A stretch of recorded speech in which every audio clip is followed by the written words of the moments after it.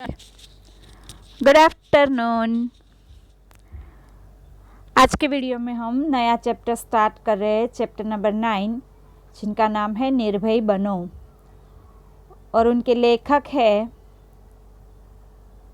फणीश्वर नाथ रेणु। पहले हम लेखक का परिचय लेंगे। फणीश्वर नाथ रेणु का उनका जन्म है, वो सन 1921 ईस्वी सन में हुआ और उनका निधन सन 1937 ईस्वी सन में हुआ। उनकी प्रसिद्ध आंचलिक कथाकार रेणु का जन्म बिहार में, वर्तमान बिहार के पूर्णिया जिले के औराही हिंगना गांव में हुआ था। उनकी शिक्षा दीक्षा उनके गांव विराटनगर, नेपाल तथा वाराणसी में हुई। उन्होंने भारत तथा नेपाल के स्वाधीनता आंदोलन में सक्रिय भाग लिया तथा कारावास भोगा। कुछ समय तक उन्होंने आकाशवाणी पटना में कार्य किया। अपने पहले उपन्यास मैला आंचल के प्रकाशन के साथ ही वे विख्यात हो गए। उसके पहले वे एक कहानीकार तथा रिपोर्टाज लेखक के रूप में साहित्य जगत में सुपरिचित हो चुके थे।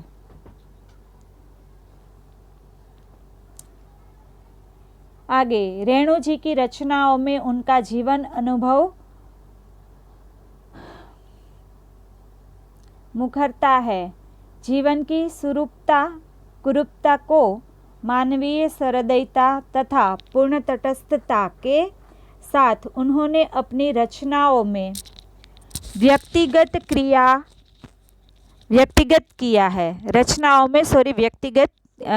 व्यक्त किया है।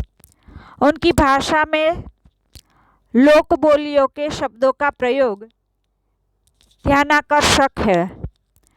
भाषा में ताजगी और नयापन है। मैला आंचल, पढ़ती परिकथा, जुलूस, पलटू बाबू रोड, कितने चौराहे आदि उनके प्रमुख उपन्यास तथा ठुमरी, अग्निखोर एक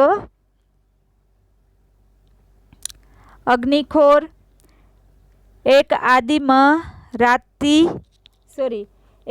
मरात्री की महक आदि उनके प्रमुख कहानी संग्रह है।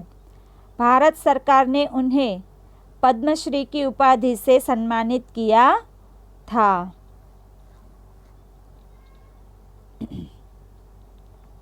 यह अंश उनके उपन्यास कितने चौराहे के 7वां प्रकरण से लिया गया है।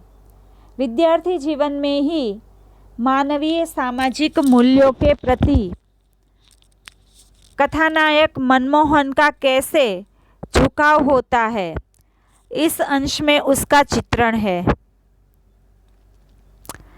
शिक्षक इस पाठ से निर्भीकता के गुण का विकास करने का प्रयास करेंगे। आगे हम चैप्टर स्टार्ट कर रहे हैं।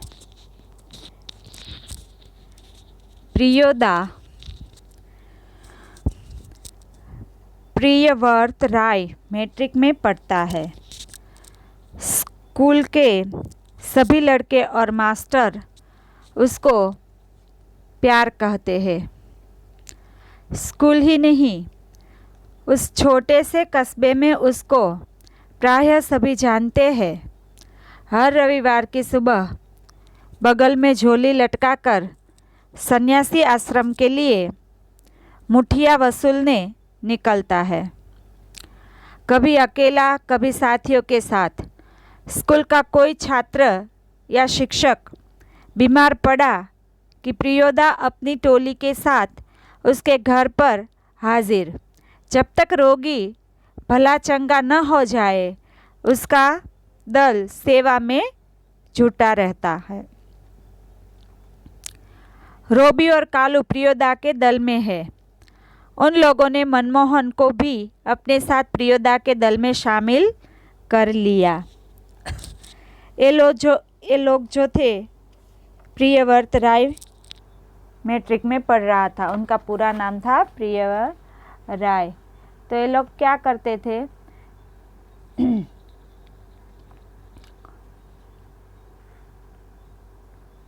मैट्रिक में पढ़ने वाला प्रियोदा अपने स्कूल का लोकप्रिय विद्यार्थी था। जो अपने स्कूल में पढ़ रहा था ना, तो वो एक लोकप्रिय विद्यार्थी था। सब उनको बहुत पसंद करते थे। विद्यार्थी और शिक्षक सभी उसे प्यार करते हैं। सब उनको प्यार करते हैं। वह हर रविवार को सुबह सन्यासी आश्रम के लिए घर घर जाकर एक एक मुट्ठी अनाज मांगता है। यहाँ लिखा है ना कि मुठिया वसूलने निकलता है। मुठिया यानी एक एक मुट्ठी अनाज जो वो मांगने निकलता था ना, उसी को मुठिया कहते हैं। तो एक एक मुट्ठी अनाज मांगता है और जो बीमार छात्र या शिक्षक की भी वह जो कोई भी बीमार हो या जिनकी ज़रूरत हो उनको वो देते थे। और यदि कोई छात्र बीमार है या शिक्षक भी वह कोई बीमार है तो वो पूरी तरह से उनकी सेवा करता था, शुश्रूषा करता था। सेवा या उनको जो ज़रूरत थी वो देता था, उनसे प्यार करता था, उनको उनकी ज़रूरियात पूरी करता था। इसके लिए उन्होंने एक क्लब बनाया था। उस क्लब में वही उसका प्रमुख भी था। सब उसकी इज्जत करते हैं और सब उनके साथ काम करते हैं। उसी तरह रोबी और कालू है, वो भी प्रियोदा के दल में शामिल हो गए। उनके साथ साथ उन्होंने मनमोहन को भी उनके दल में शामिल कर लिया। आगे, हर शनिवार को परमार के उस पार बालचूर पर प्रियोदा के दल के सदस्य स्कूल की छुट्टी के बाद जमा होते हैं। खेल कूद, गाने बजाने के अलावा प्रियोदा दुनिया भर की खबर सुनाते हैं। रविवार का प्रोग्राम तय करते हैं। किस मोहल्ले में कौन जाएगा मुठिया वसूलने, किस बीमारी की सेवा करने कौन कौन जाएगा, ये भी बताया जाता है।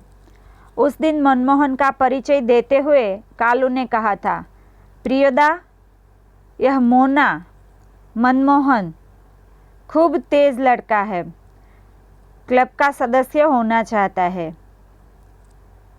प्रियोदा ने मनमोहन को सिर से पैर तक देखकर पूछा था, भारतवर्ष के एक ऐसे आदमी का नाम लो जिसे लोग भगवान का अवतार समझते हैं।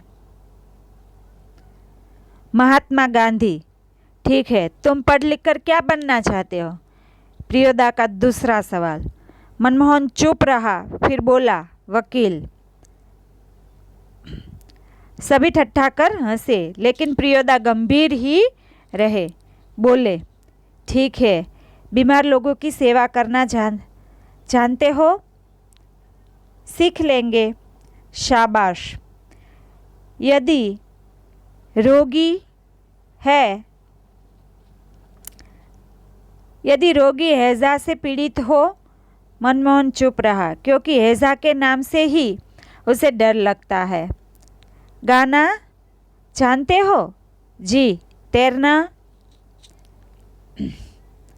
तो क्या हुआ, हर शनिवार को वो लोग तय करते थे कि कहाँ कहाँ किसको क्या क्या काम करना है।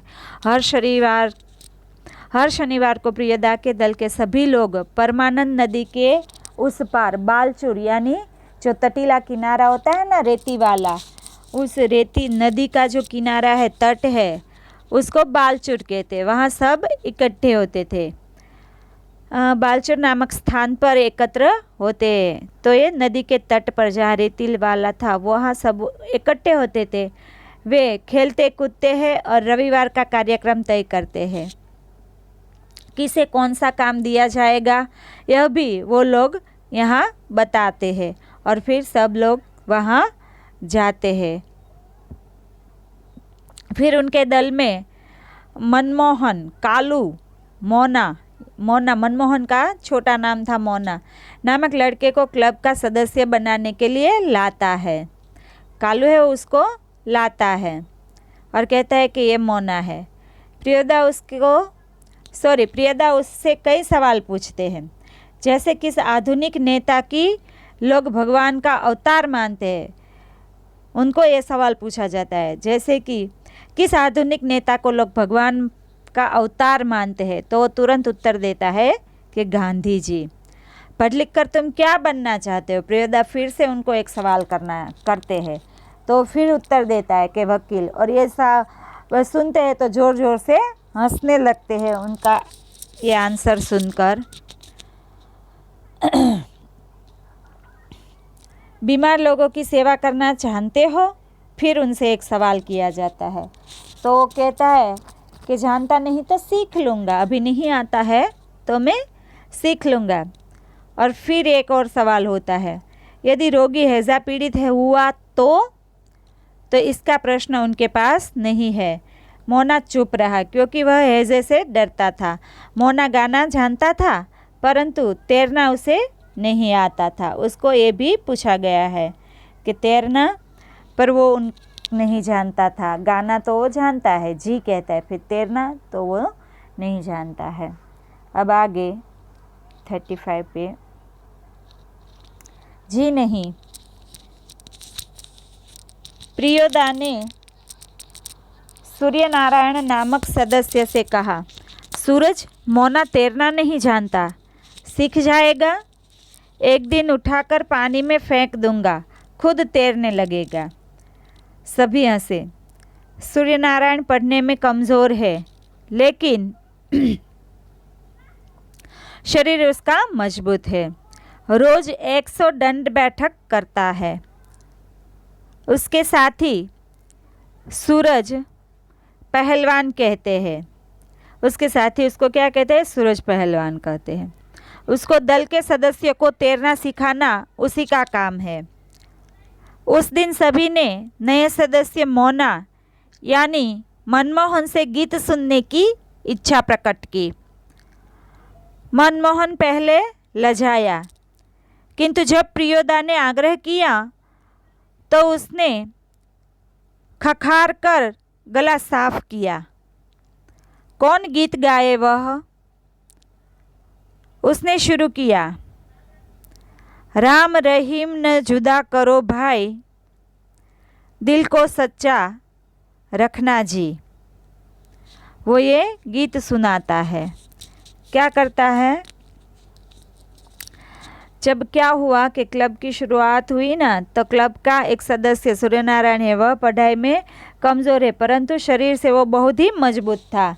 उनके साथ ही उनको सूरज पहलवान कहते थे। मनमोहन को तैरना सिखाने की जिम्मेदारी उसे सौंप दी गई। तो उसने कहा, उठाकर पानी में एक दिन फेंक दूंगा तो खुद ही तैरने लगेगा। फिर मनमोहन से सब साथी एक गीत सुनना चाहते थे। सभी सदस्यों के आग्रह पर मोना गीत सुनाता है, राम रहीम न जुदा करो भाई, दिल को सच्चा रखना जी। प्रियदा मोना की तारीफ करते हैं। क्या हुआ? जब वो एक गीत गाता है तो प्रियदा उनकी तारीफ करते हैं। गीत समाप्त होने के बाद प्रियदा बोले, वाह, बहुत मीठा गला है तुम्हारा। कालो, तुम प्रभात फेरी वाले दोनों गीत मोना को सिखा देना। क्या कहते हैं कि जो प्रभात फेरी में सुबह गाते हैं ना, वो दोनों गीत तुम मोना को सिखा देना। कालो को वो जिम्मेदारी सौंपते हैं। फिर आगे, सूरज पश्चिम की ओर झुक गया। बालूचर पर लाली उतर आई। परमान की धारा पर डूबते हुए सूरज की अंतिम किरण झिलमिलाई। पखेरु दल बांधकर बांस वन की ओर लौटने लगे। प्रियदा के दल के सभी सदस्य पंक्ति बांधकर लौटे। पुल के पास एक गाड़ीवान तन्मय होकर गीत गा रहा था। भोला गरीबक दिन पहिया हरब, भोला गरीबक दिन, ऐसा वो गीत गा रहा था। ऐसे शाम हो जाती है और सूर्यास्त होने वाला था तो सब लोग क्लब के सभी सदस्य कतार बनाकर नदी के पुल के पास पहुंचे। वहाँ एक गाड़ीवान तन्मय होकर विद्यापति का गीत गा रहा था। सूरज ने भी उसके सुर से सुर मिलाया। जो सूरज था ना वो भी उनके साथ, गाड़ी वाला जो गा रहा था उनके साथ वो भी गाने लगा, वो उनके साथ सुर मिलाने लगता है। फिर आगे सूरज ने भी उसी सुर में उसके साथ सुर मिलाया। सूरज ने भी उसी सुर में सुर मिलाकर गाना शुरू किया। एक टाजे लोटा छल, बेटा छल तीन पनिया, पिबेत काल लोटा लेलक छीन।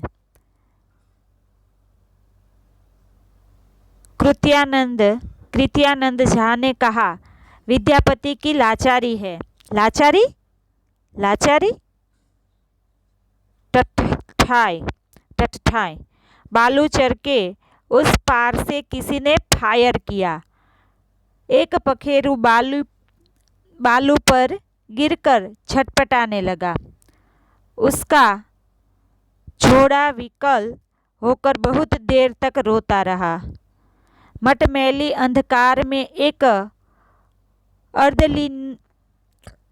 अर्धलिनुमी आदमी दौड़ा हुआ आया और मरी हुई चिड़िया के डेने को पकड़कर चिल्लाया, मिल गया हुजूर।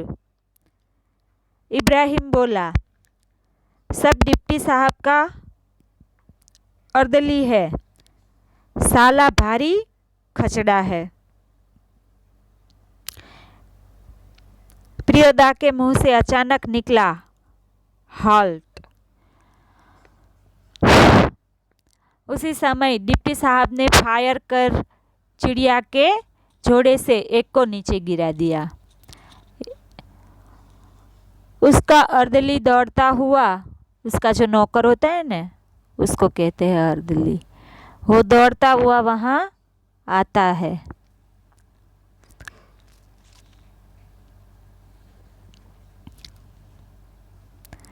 वो दौड़ता हुआ वहाँ आया और मरी हुई चिड़िया को उठा ले गया। क्लब के एक सदस्य इब्राहिम ने अर्दली के बारे में कहा, साला भारी खचड़ा है। प्रियदा के मुंह से अचानक निकला, हाल्ट। दल के नियम के अनुसार कोई सदस्य किसी प्रकार का अपशब्द या गाली मुंह से नहीं निकाल सकता था। इब्राहिम ने माफ़ी मांगी, परंतु फिर उसके मुंह से साला शब्द निकल गया। प्रियदा ने उसे चेतावनी दी। क्या था कि उस दल का एक नियम था कि कोई कभी अपशब्द नहीं बोल सकता, फिर भी उनके मुंह से साला निकला, इसलिए प्रियदा ने उसको फिर से चेतावनी दी कि तुम्हें इस तरह से उसको नहीं बोलना है, किसी को भी ऐसा कहना अच्छी बात नहीं है। ये प्रियदा के नियम थे और उन दल का नियम था कि किसी को कोई अपशब्द बोलना नहीं है। तब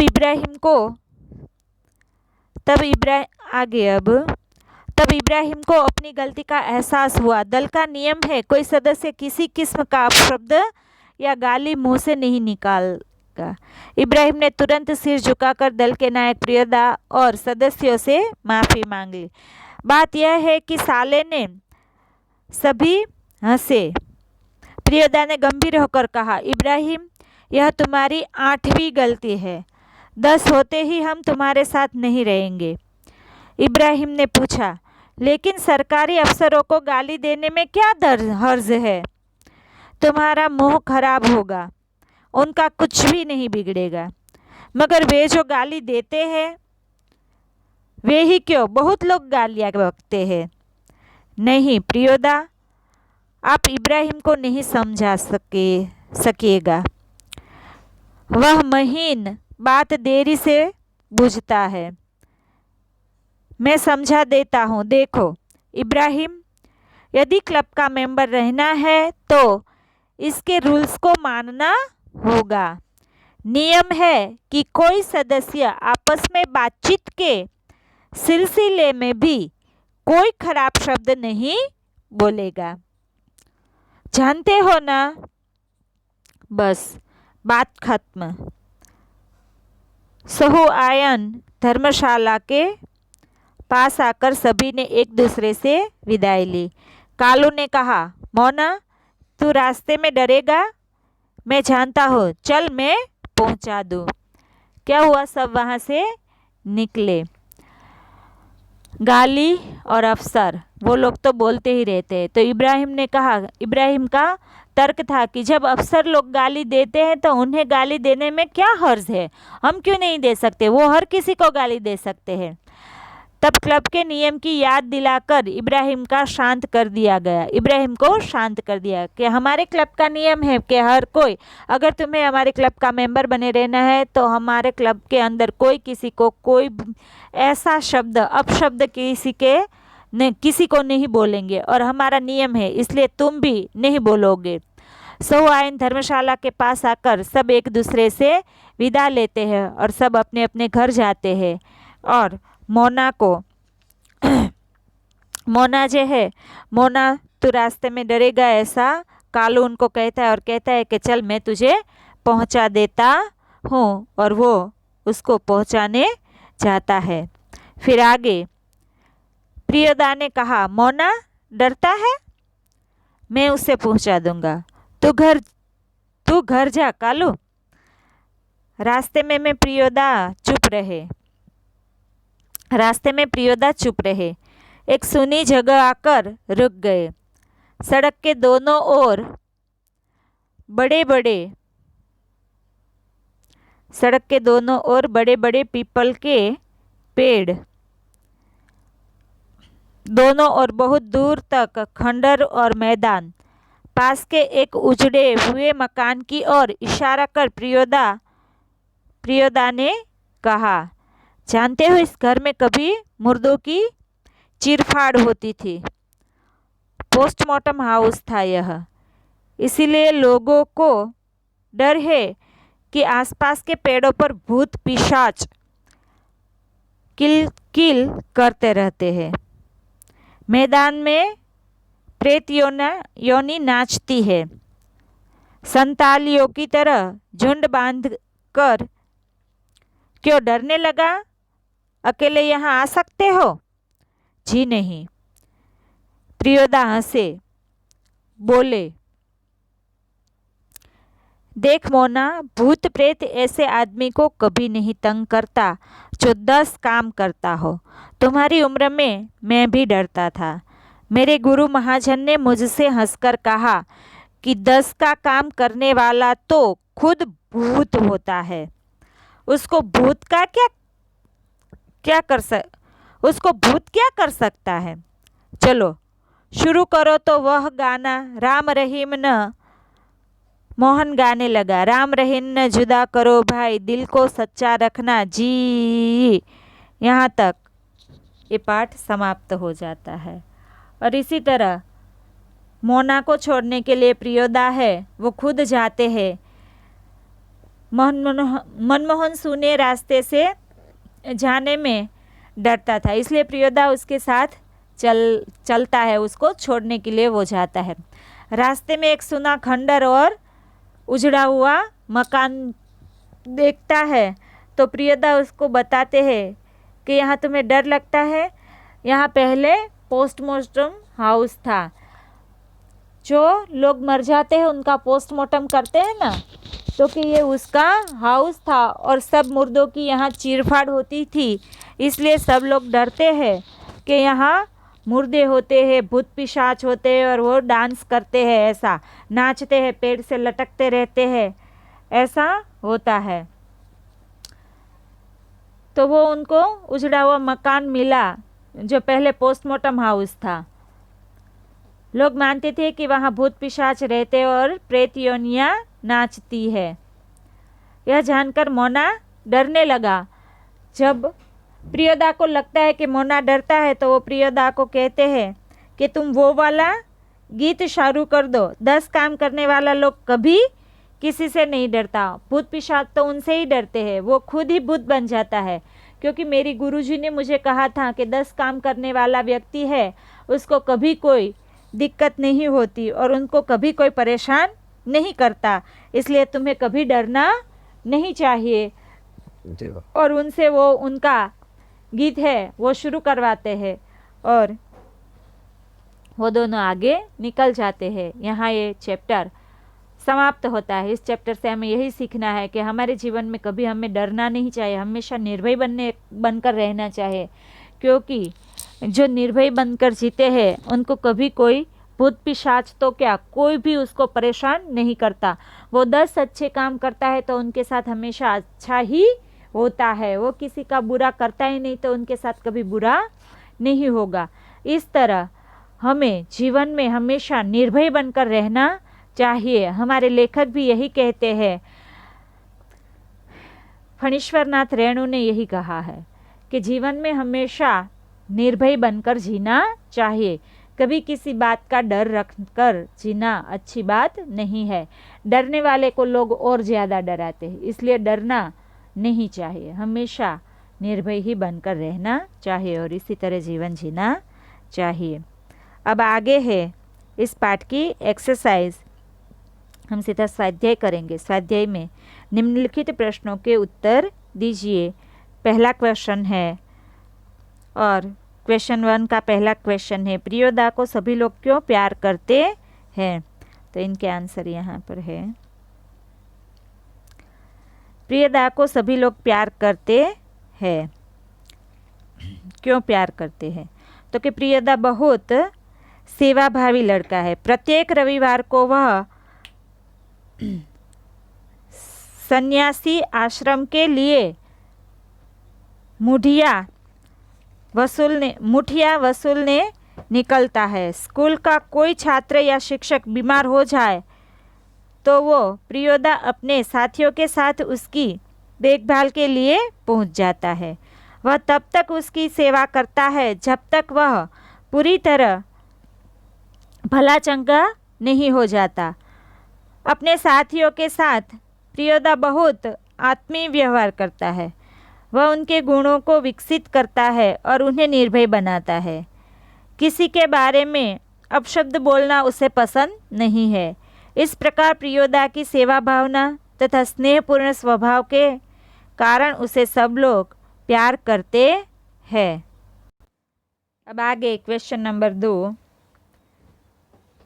प्रियोदा के दल के 3 सदस्यों के नाम बताइए। तो प्रियोदा के दल के 3 सदस्यों के नाम है, पहला है मनमोहन, सूर्यनारायण और इब्राहिम। ये उनके दल के 3 सदस्य है। क्वेश्चन नंबर 3, प्रियोदा की टोली कौन कौन से सेवा कार्य करती है? तो उनका आंसर है, प्रियोदा की टोली सेवाभावी लड़कों का दल है। यह टोली हर रविवार को सुबह सन्यासी आश्रम के लिए मुठिया वसूलती है। इसके लिए उससे कस्बे के मोहल्लों में जाना पड़ता है। स्कूल का कोई छात्र या शिक्षक बीमार पड़ता है तो प्रियदा की यह टोली उसके घर पहुंच जाती है। टोली के सदस्य रोगी के पूरी तरह स्वस्थ हो जाने तक उसकी सेवा करते हैं। हैजा जैसी बीमारियों में वह टोली लोगों के लिए वरदान बन जाती है। इस प्रकार प्रियोदा की टोली कई तरह के सेवा कार्य करती है। अब आगे है क्वेश्चन नंबर 4, मनमोहन को तैरना सिखाने की जिम्मेदारी किसे सौंपी गई? का आंसर है मनमोहन को तैरना सिखाने की जिम्मेदारी दल के सदस्य सूर्यनारायण को सौंपी गई। सूर्यनारायण रोज 100 दंड बैठक करता था। वह मजबूत शरीर का लड़का था। दल के सदस्यों को वही तैरना सिखाता था। सूर्यनारायण ने कहा कि एक दिन उठाकर पानी में फेंक दूंगा तो खुद तैरने लगेगा। अब आगे है क्वेश्चन नंबर 5। इब्राहिम ने किस बात के लिए माफ़ी मांगी? आंसर, प्रियोदा के दल का नियम था कि कोई सदस्य मुंह से किसी प्रकार का अपशब्द या गाली नहीं निकालेगा। इब्राहिम ने सब डिप्टी साहब के अर्दली के लिए सालों अपशब्द बोला था। इस तरह उसने दल के नियम को तोड़ा था। प्रियोदा के हॉल कहने पर उसे अपनी गलती का एहसास हुआ, इसलिए अपनी गलती के लिए उसने माफ़ी मांगी। आगे है क्वेश्चन नंबर 6। अपशब्द न बोलने के बारे में क्लब का क्या नियम था? आंसर 6,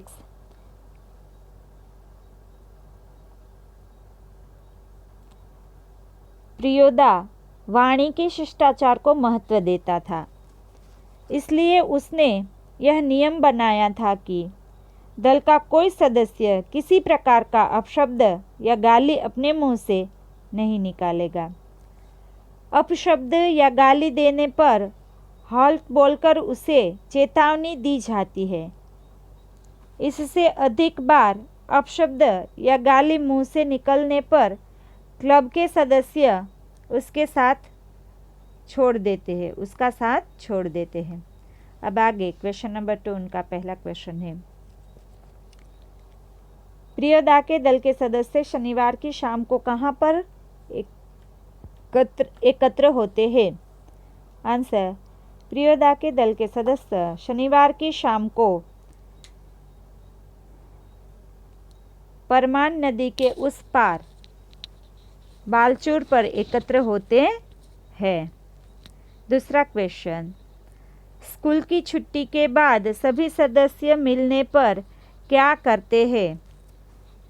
आंसर, स्कूल की छुट्टी के बाद सभी सदस्य मिलने पर रविवार का प्रोग्राम तय करते हैं। क्वेश्चन तीसरा, मनमोहन ने प्रियोदा के लिए प्रश्न के उत्तर में किस भारतीय महापुरुष का नाम लिया? आंसर, मनमोहन ने प्रियोदा के पहले प्रश्न के उत्तर में महात्मा गांधी का नाम लिया। चौथा प्रश्न, पक्षी को किसने गोली मारी थी? आंसर, पक्षी को गोली सब डिप्टी साहब ने मारी थी। पांचवा, प्रियोदा ही मुंह से हॉल्ट क्यों निकला? साला शब्द के प्रयोग पर इब्राहिम को उसकी गलती का एहसास कराने के लिए प्रियोदा के मुंह से हॉल्ट शब्द निकला। सड़क के दोनों ओर कौन से वृक्ष थे? सड़क के दोनों ओर पीपल के बड़े वृक्ष थे। आगे क्वेश्चन नंबर 3, कस्बे के अधिकांश लोग प्रियोदा और साथियों को क्यों पहचानते थे? आंसर, प्रियोदा और उसके साथी हर रविवार को सुबह सन्यासी आश्रम के लिए मुठिया मांगकर लाते थे। स्कूल के किसी छात्र या शिक्षक की बीमार पड़ने पर वे उसके अच्छे होने तक उसकी सेवा करते थे।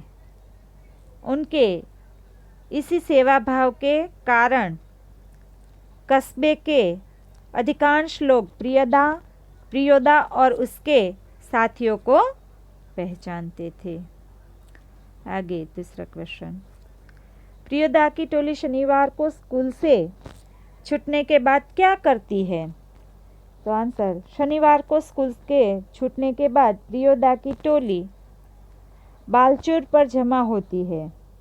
खेलकूद गाने बजाने के बाद प्रियोदा दुनिया भर की खबरें सुनाते हैं। फिर वे रविवार की सेवा का कार्यक्रम तय करते हैं। क्वेश्चन नंबर 3, मनमोहन को तैरना सिखाने के बारे में सूर्यनारायण ने क्या कहा? तो मनमोहन को तैरना सिखाने की जिम्मेदारी सूर्यनारायण को सौंपी गई थी। इस बारे में उसने कहा कि एक दिन उसे उठाकर पानी में फेंक दूंगा तो खुद तैरने लगेगा। चौथा क्वेश्चन, पुल के पास गाड़ीवान क्या कर रहा था? प्रियोदा के दल के सभी सदस्य घर लौट रहे थे। उन्होंने देखा कि पुल के पास एक गाड़ीवान तन्मय होकर एक लोकगीत गा रहा था। पांचवा क्वेश्चन, मनमोहन का भय दूर करने के लिए प्रियोदा ने क्या किया? क्योंकि मनमोहन का भय दूर करने के लिए प्रियोदा उसे उस रास्ते से ले गए जो बिल्कुल सुनसान और डरावना था। उन्होंने मनमोहन को वह उजड़ा मकान दिखाया जहां पहले मुर्दों की चीरफाड़ होती थी। लोग मानते थे कि वहां आसपास के पेड़ों पर अब भी भूत पिशाच रहते हैं और प्रेत यानियां झुंड बनाकर नाचती है। आगे क्वेश्चन नंबर 6, भूत प्रेत के बारे में प्रियोदा ने मनमोहन से क्या कहा? तो उनका आंसर है, भूत प्रेत के बारे में प्रियोदा ने मनमोहन से कहा कि 10 काम करने वाले तो खुद भूत होते हैं। जो खुद भूत है उसे दूसरे भूत से क्या डरना। 7वां क्वेश्चन, प्रियोदा की टोली का रविवार को क्या कार्यक्रम होता था? रविवार को प्रियोदा की टोली पहले से निर्धारित मोहल्ले में मुठिया वसूलने जाती थी। इसी तरह टोली के कुछ लोग बीमार व्यक्ति की सेवा करने जाते थे। अब आगे सविस्तार समझाए। सूरज पश्चिम की ओर झुक गया। प्रियोदा और उसके साथी, आंसर है, प्रियोदा और उसके साथी बहुत देर तक बातें करते रहे। धीरे धीरे शाम होने को आई। सूर्य पश्चिम दिशा में डूबने की तैयारी करने लगा। आगे, 10 और देश का काम करने वाला तो खुद भूत होता है। उसकी भूत क्या कर सकता है? उसको भूत क्या कर सकता है? तो उनका आंसर है, 10 का और देश का काम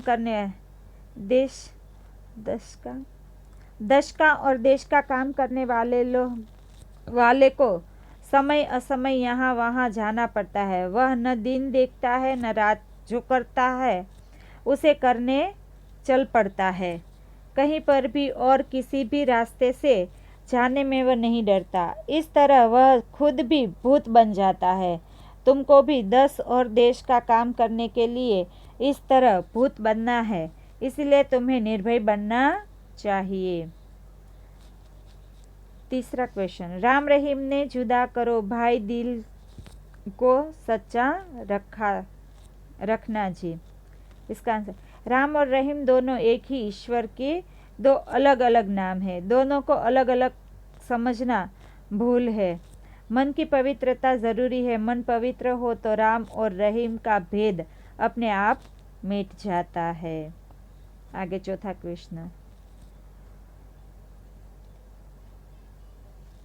भोला गरीबन दिन पहिया हरब भोरू।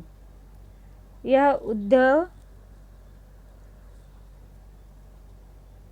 आंदलिक बोली का होने से, उद्धवर्ण आंतरिक बोली का होने से और इकाई पाठ में इसका सीधा संदर्भ न मिलने से यहाँ इसका उत्तर नहीं है। उनका यहाँ कोई पाठ के साथ संबंध नहीं है, इसलिए इसका उत्तर हमने यहाँ आपको नहीं दिया है, पाठ के साथ उनका कोई सीधा संबंध नहीं है। तो ये चैप्टर हमारा यहीं पर समाप्त होता है। आपको होमवर्क में ये सारे क्वेश्चन आंसर लिखने हैं, मैं आपको होमवर्क भी दे रही हूँ और आप सबको सबमिट भी करना है। तो आज का हमारा वीडियो यहीं तक रहेगा। थैंक यू बच्चों।